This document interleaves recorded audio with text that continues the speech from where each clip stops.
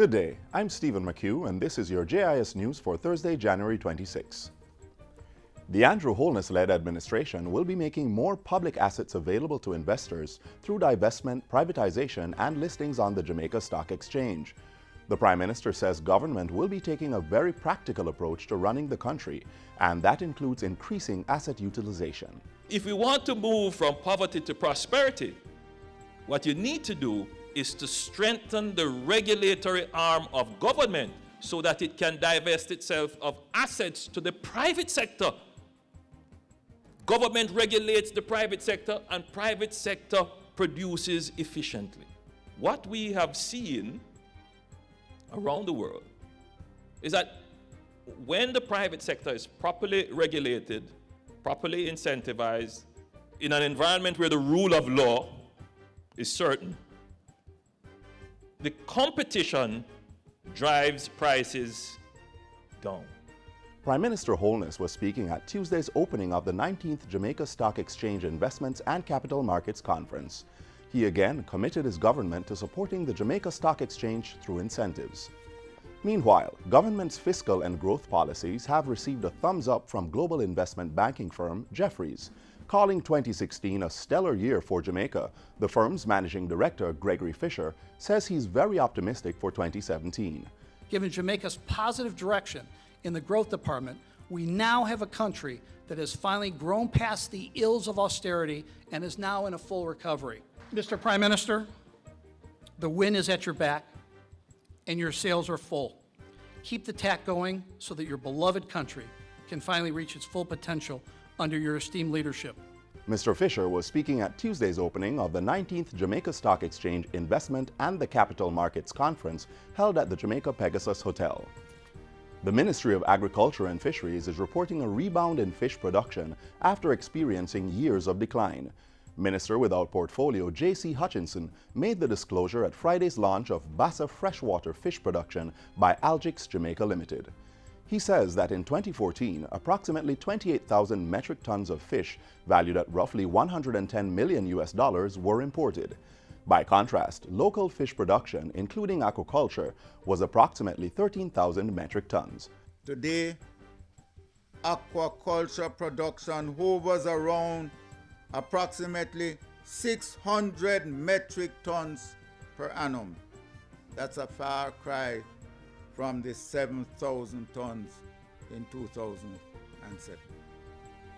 It is within this context that I wish to commend Algix Jamaica on achieving this significant milestone in their operations. I'm sure you will agree with me that production of 100 tons of Bassa, which is being produced for the first time in Jamaica, is no small feat. Minister Hutchinson says the production of the Bassa variety of freshwater fish is adding value to the country's fish stock. He says government will play its part in encouraging more farmers to enter the industry.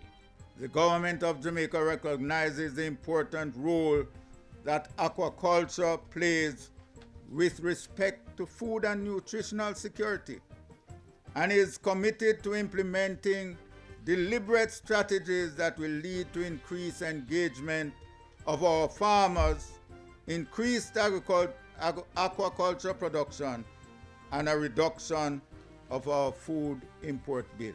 The 28 wards of the state who were displaced after fire destroyed the Clifton boys' home in Westmoreland last week have been moved to more spacious and better outfitted facilities in the parish. The boys were initially relocated to a nearby church hall owned by the Anglican Church, which also owned the property where the home was located. Minister of State in the Ministry of Education, Youth and Information, Floyd Green, recently toured the facility and indicated that more suitable arrangements were being finalized. Their new temporary home, which is owned by the Wesleyan Holiness Church, can accommodate up to 60 persons and is available until October this year. The Child Development Agency, CDA, says all 28 boys are back at school. Contributions towards the rebuilding of the home can be made to the Clifton Boys Home Rebuilding Fund number. That's NCB Savannah Lamar account number 611-098-561 for Jamaican currency, or account number 614-525-185 for U.S. currency.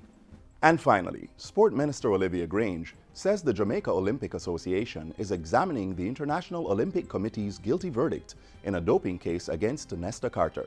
While expressing concern and disappointment with the ruling, Minister Grange says it's a process and the implications from the case will be thoroughly discussed. I want to encourage our athletes, and I want to say to everyone, let us not be apprehensive. Jamaica firmly is against doping in sports, and Jamaica is also firmly in support and behind our athletes.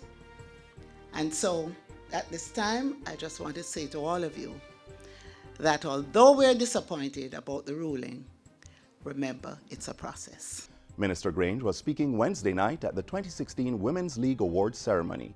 Held by the Jamaica Football Federation and the Sports Development Foundation, the event awarded female footballers who did exceptionally well last season. I urge the football leadership, please, to do all you can and all within your power to ensure that this league remains a permanent feature on our sports calendar. As Minister, I will support your efforts to ensure that the league grows from strength to strength. And that's it for JIS News Today. I'm Stephen McHugh. Thanks for watching.